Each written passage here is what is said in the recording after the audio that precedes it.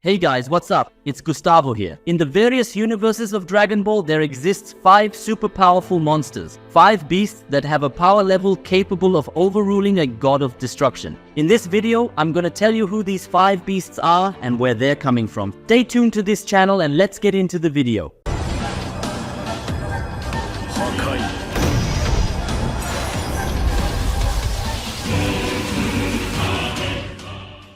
So in the beginning, there was just this huge void, right? But then these 7 super powerful gods showed up and they were called the supreme deities. And each of these supreme deities got a piece of everything that exists. They called these parts realms. So all of existence was split into these 7 realms, and each one was ruled by one of those supreme deity guys. Just to give you an idea of how big those realms are, the 12 universes mentioned in Dragon Ball Super, that's just one of them, the Zeno realm. But besides the Zeno realm, there are 6 others. So basically, Zeno is just one of the 7 supreme deities, and everything he rules over is just 1/7 of all that exists. Anyway, many years ago, way before the current gods of destruction were around, one of the supreme deities, ZAARAT, decided to expand his territory by attacking Zeno's realm to take it over. Since ZAARAT was also a supreme deity and not under his control, Zeno couldn't just erase him, and ZAARAT, unlike Zeno, had some serious magic and combat powers. So yeah, Zeno never managed to beat this guy. So yes, Super Shenlong's power was used to trap ZAARAT, and his might was split into 5 critters, and all these beasts were sealed away in cocoon, then spread out and hidden across the Zenon Kingdom's universes. These crazy powerful dudes are the 5 biggest primordial beasts. A while after ZAARAT got whooped, his kingdom totally descended into chaos. Then the meanest gods in his kingdom, called the 5 big celestial mages, made a move on the Zenon kingdom with the dream of rounding up the 5 big primordial beasts and bringing ZAARAT back from the dead. Well, tough luck for the sorcerers, because after their initial strike, the Zenon kingdom got its act together,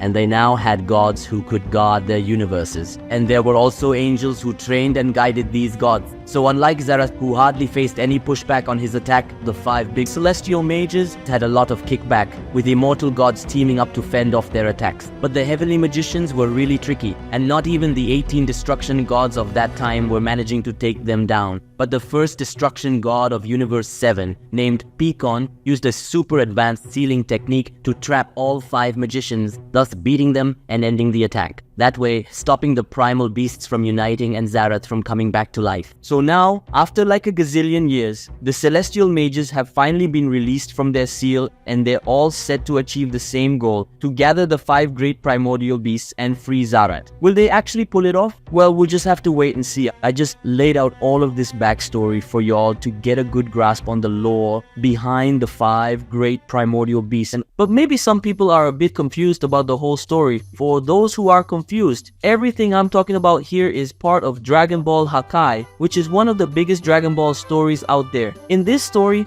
Goku became a god of destruction, and now, being a god, he's having lots of adventures and discovering loads of things about the multiverse, as well as what lies beyond it. Among these cool new things Goku discovered is this whole topic of primordial beasts. If you want to check out Dragon Ball Hakai, head over to our website, which is shown on the screen. There you'll find all the chapters of the manga that have been made so far, which is almost 30 chapters. You can also get to know this story right here on the channel. Just head over to the playlist section and find the Dragon Ball Hakai playlist. And if you're already familiar with this story and want to support the manga's production, you can do that via our Patreon. Even a small contribution can help us keep the story going, and you'll also get some cool exclusive perks from our channel. Hit the link in the video description to learn more. Anyway, having said all that, let's get back to chatting about the primordial beasts.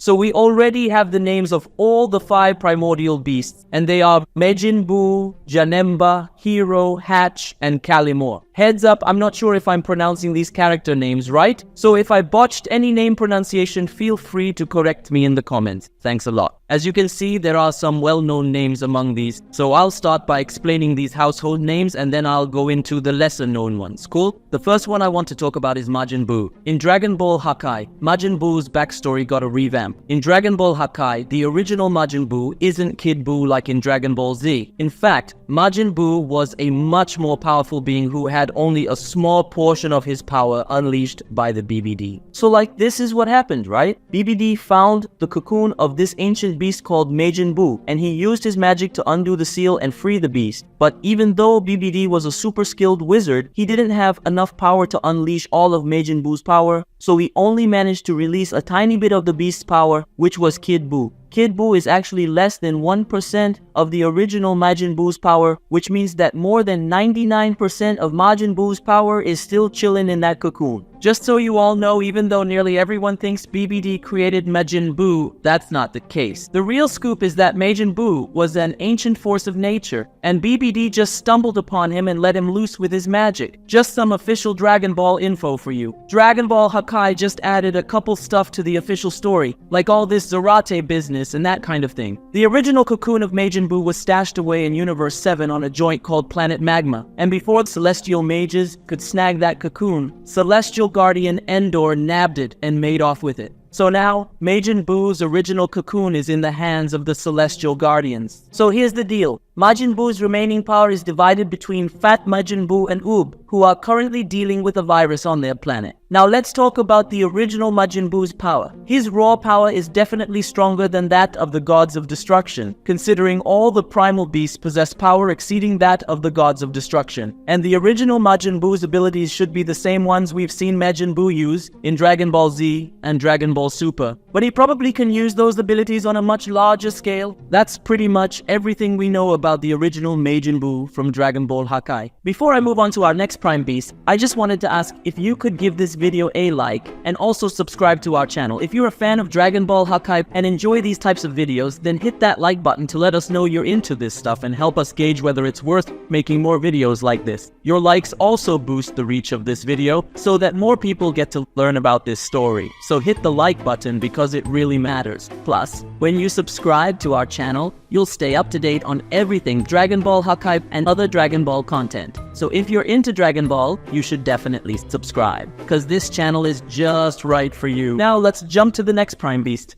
Another ancient beast that's super popular is Janemba. Now just to make sure we're on the same page, the Janemba from Dragon Ball Hakai is not the same one from Dragon Ball Z, alright guys? This Janemba is basically a remixed version of the one from the movie. It's like how Broly from Dragon Ball Super is a rebooted version of the Broly from Dragon Ball Z. So this Dragon Ball Hakai's Janemba has a different backstory, different power level, and lots of other changes. Janemba's cocoon was locked away in the Makai Universe 7, under the watchful eyes of 3 trainee Celestial Guardians. Then Frieza and his crew stole the cocoon after a fight with these guardians, but later on, Picom managed to get the cocoon back. So Janemba is another ancient beast under the protection of Celestial Guardians. The power level of Janemba, as well as the other beasts, is for sure stronger than a god of destruction, unlike the Janemba in the movie who was way weaker than a Super Saiyan Godita. We don't really know what abilities he has, but I don't see any issue with a Janemba from Dragon Ball Hakai having similar abilities to the movie version, like for example reality manipulation and stuff like that, since if Janemba and Majin Buu have the same origins in Dragon Ball Hakai, they both might be magical power beings. So the next ancient beast I wanted to cover is Kalimor, who is the most significant one in the Dragon Ball Hakai storyline so far. Because even though Majin Buu is there, it isn't the original Majin Buu, but part of him. Well, Kalimor was in Universe 11, and unlike all the primordial beasts, he wasn't trapped in a cocoon, which means that at some point in his history, Kalimor was set free. That implies that someone released Kalimor at some point in his history, or he escaped somehow, and he was free to roam Universe 11. Even though Kalimor was a free ancient beast in Universe 11, he didn't seem too bothered about hiding, especially since Vermouth and the Pride Troopers could easily find him. So it looks like at least Vermouth and Makarita were keeping tabs on him, but they were cool with leaving him be, which is kinda weird. And another weird thing about this guy is that Jiren seems to have some major beef with him. I mean, he stormed in all ticked off to interrupt Kalimor's fight with Vermouth and the Pride Troopers. This makes me think that it was Kalimor who killed Jiren's master, and Jiren wants to get back at him for it. But when Vermouth took the Pride Troopers to go after Kalimor, he didn't ring up Jiren, probably because he was worried that Jiren would get all emotional about it, and things could get way out of hand. And when Jiren found out about this, he was seriously pissed at Vermouth. Well, here's my theory about the whole thing. Kalimor, at some point, got out of his cocoon, and then he was just free to roam and mess around in Universe 11. Maybe the God of Destruction and the Pride Troopers tried to nab him at one point, but when they figured they couldn't really do it, they just gave up and let Kalimor be. I mean, sure, he caused some trouble, but nothing crazy enough to go haywire about. But then, they heard about these mages breaking loose, and the gods had to chase after these primordial beasts. So Vermouth was forced to go after Kalimor and pulled in the Pride Troopers for backup, but they took a beating. Now Kalimor's hanging out with these celestial mages because the mages, Zork went and got him and Kalimor was cool with it. Chatting about his power, Kalimor is obviously super strong since he subdued Vermouth and the entire Pride Troop like it was a walk in the park. And when Jiren showed up, even though Jiren was all kinds of mad and unleashing loads of power, Kalimor was totally chill, which basically says he could probably beat Jiren without breaking a sweat. Besides being super strong, Kalimor definitely has some awesome magic powers and seems to be a pretty smart and savvy dude, which is a big change from what we saw with Majin Buu. So, talking about this primordial beast from Universe 6, its name is Hero. What we know about this beast called Hero is that it was taken by the first destruction god of Universe 6 to his home planet, called Konatsu. But a group of greedy wizards living on Konatsu wanted to set Hero free in order to control it and gain power. But when these wizards released Hero, the beast killed them all and then destroyed Konatsu. After wrecking Konatsu, the beast started causing chaos in Universe 6. The destruction god at the time managed to seal Hero again and put an end to that threat. After all this, Hero was placed on a place called Chameleon Planet. There's a planet that was crafted back in the day by this dude called Kaioshin, designed to be as hidden as possible in the universe, like a chameleon blending into its surroundings or something. The cat who asked Kaioshin to whip up this planet was some top-tier divine being named the God of Destruction, who figured Hero was too precious to trust with anyone else, God or mortal. After the whole ordeal, he was pretty bummed out, realizing that all this mess was his own fault for being too trusting of his own planet's people. So he said screw it to his God of Destruction job and decided to lay low. Hero was safe and sound on this secret planet for a heck of a long time, but recently these celestial wizards managed to find Hero's hideout, all thanks to this guy, Zeno's top-notch information. The big kahuna of the celestial mages, a guy named Odysseus, actually managed to swipe Hero's cocoon even though Goku tried to stop him. Right now, Hero is in the hands of the celestial mages at their hideout. We don't know much about Hero's power and abilities, but we do know that he's definitely stronger than the gods of destruction, just like the other beasts are. Hero is a clear reference from Dragon Ball Hakai to Hirudegan, the villain from the last Dragon Ball Z movie. The Universe 6 God of Destruction who fought Hero is a clear reference to Tapion. The planet Konatsu has the same name as Tapion's planet, and the evil mages who released Hero are the same ones who tried to control Hirudegan. And the final primal beast is Hatch. Hatch kept low in Universe 8, and after the destroyer of Universe 8 snagged the beast's cocoon, Tira, one of the celestial mages, managed to defeat Laqueer and steal Hatch's cocoon. Right now, he's also chilling with the mages, along with Kalimor and Hero. And Hatch is the beast we know the least about because he hasn't had much of a spotlight so far. But his name is likely a nod to Hatch Jack. Not sure how to say that character's name. But he's a character who showed up in a Dragon Ball Z OVA. And if Hatch is anything like Hatch Jack, he might have the ability to feed off hatred, along with the raw might and magic that the other primal beasts pack. Sadly, there isn't much to say about this primordial beast beyond this, but I'm positive that Dragon Ball Hakai will delve deeper into this character in the future, as well as the other beasts. So those were the 5 epic primordial beasts, their backstories and their potential skills and powers. Basically, that's all we got on these beasts for now, but I'm certain in the future, Dragon Ball Hakai will provide loads more info about these characters. And when that happens, I'll bring you more detailed videos, okay? If you like this video, hit the like button and subscribe to the channel to help us reach 200k subscribers. So, see you next time. I'm out.